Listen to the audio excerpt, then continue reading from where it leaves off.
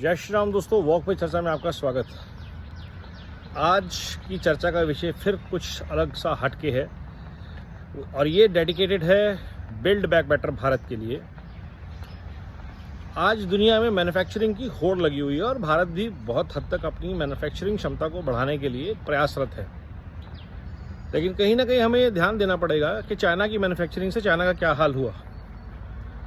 Environment के point of view से, automation के पॉइंट ऑफ व्यू से, प्रोडक्शन के ओवरग्लट के पॉइंट ऑफ व्यू से और रिसोर्सेज के यूज़ के पॉइंट ऑफ व्यू से भारत कभी भी प्रोडक्शन लेड इकोनॉमी नहीं था।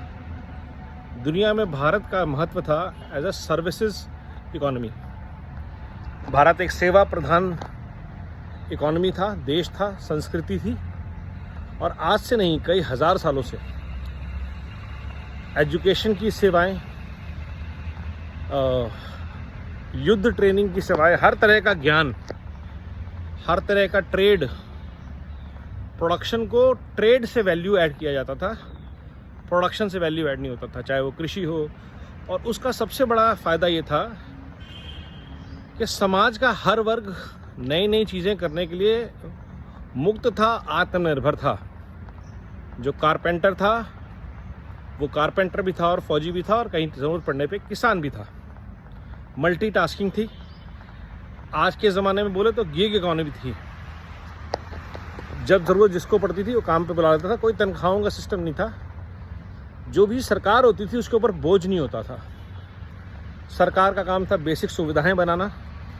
चाहे आप चंद्रगुप्त मौर्य का राज ले लीजिए और उसके बाद के जितने भी राजा हुए, जहाँ से हमारी हिस्ट्री डॉक्यूमेंटेड है या जहाँ तक हमने राम राज्य की कल्पना करी है, हाईवेज, सराय, शिक्षा, स्वास्थ्य, ये सरकार की बुनियादी ज़रूरतें पूरा करने की क्षमता थी।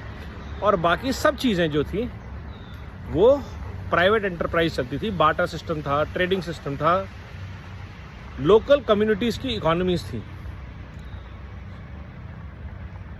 रिलीजियस टूरिज्म बहुत बड़ी चीज़ थी, एजुकेशन टूरिज्म बहुत बड़ी चीज़ थी। दुनिया भर से नॉलेज का एक्सचेंज चलता था, ट्रेड चलता था। और उसका प्रूफ है आज भी इजिप्ट से लेकर के बगदाद तक, अफ्रीका तक भारत के साथ 2-3 हज़ार साल पुराने व्यापारी रिश्तों के सबूत मिलते हैं। सामान मिलता है, सिक्के मिलते हैं, मूर्तियाँ मिलती हैं, बर्तन मिलते हैं, पोशाकें मिलती हैं, कपड़ा मिलता है। तो कहीं ना कहीं हमें will have to go back to our roots of Sanatan business creators, value creators, wealth creators, which is services. और हमारे तो भूला भी गया है सेवा परमो धर्मा। So in our culture also services is the best form of economic growth. तो कहीं ना कहीं भारत सरकार को, स्किल्स डेवलपमेंट मिनिस्ट्री को इन चीज़ों पे ध्यान देना पड़ेगा कि आज हम तैयार करें दुनिया की सर्विसेज का पावर हब। चाहे वो सर्विसेज डॉक्टर्स हैं, चाहे वो सर्विसेज टूरिज्म की हैं, चाहे वो सर्विसेज एजुकेशन की हैं, चाहे वो सर्विसेज हेल्थ केयर की हैं, चाहे वो सर्विसेज आर्किटेक्ट्स की हैं, चाहे वो सर्विसेज इंजीनियर्स की हैं। तो ऐसे ऐसे जो कंसल्टेंट हैं, क्रिएटिविटी की सर्विसेज हैं, कंटेंट क्रिएशन की सर्विसेज हैं। और दुनिया में आने वाले टाइम में services will be the only thing that humans will be able to provide. Rest everything will be mostly automation led. कारों की फैक्ट्रियों में आजकल, बड़ी बड़ी कारों की फैक्ट्रियों में लाखों कार कुछ 100 लोग बनाते हैं। सब कुछ प्रोसेस ऑटोमेट हो गया, रोबोट्स ने टेक ओवर कर लिया। मोबाइल फ़ोन की बड़ी बड़ी फैक्ट्रियाँ लगती हैं, अधिकतर काम रोबोट्स करते हैं, मशीन्स करती हैं। वेयर हाउसिंग के जितने काम थे वो सब ऑटोमेट हो गए। तो लो लेवल पे जितना रिपीटेटिव ऑटोमेट काम है वो ऑटोमेट होता जाएगा। जो स्किल्स जिसमें चाहिए वो रहेंगे सर्विसेज ओरिएंटेड जॉब्स, ना कि प्रोडक्शन ओरिएंटेड जॉब, जहाँ पे आपका लगातार एवोल्यूशन होता है। Skills for education, skills for health care, skills for creativity, skills for engineering, skill for creating better sustainable habitats. That knowledge repository Bharat has for some 5,000 years.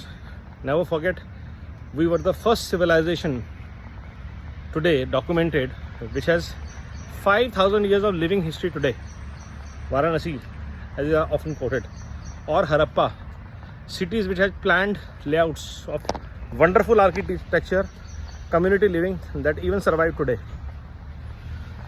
तो वो जो हमारे पास विरासत है हमारी, हमें कहीं ना कहीं उसके ऊपर फोकस करके नया अर्थशास्त्र बनाना पड़ेगा, जिसमें अर्थ पृथ्वी होगी और उसके अराउंड पूरा इकोनॉमिक्स होगी सर्विसेज की.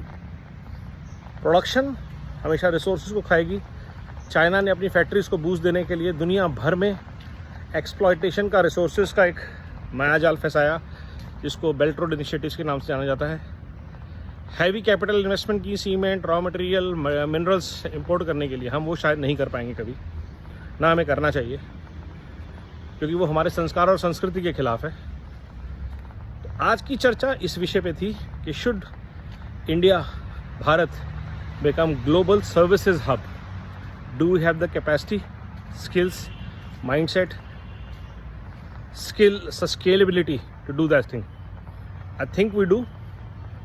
It's time for us to focus on services as a powerful sector which can help Bharat grow better and world sustain better. Vande Mataram, Namo Bharat, Jai Hind.